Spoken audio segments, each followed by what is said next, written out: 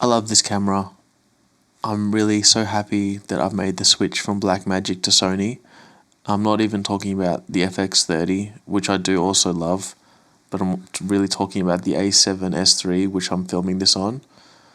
I'm shooting it on the Tamron 10 to 20mm. As you can see just then I zoomed out to 20mm before it was on 40, f2.8.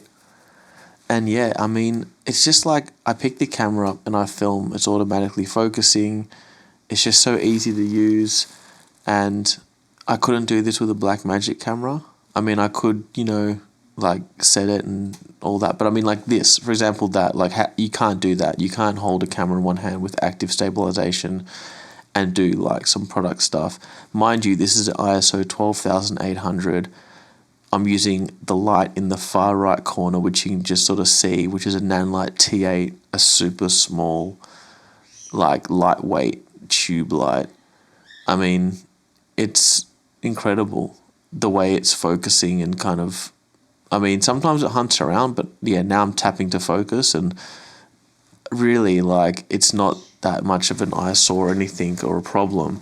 It's just a very easy to use camera, and I've put it through a grade, which looks fine, looks really beautiful. I mean, this is actually just straight out of the camera with S-Cinetone.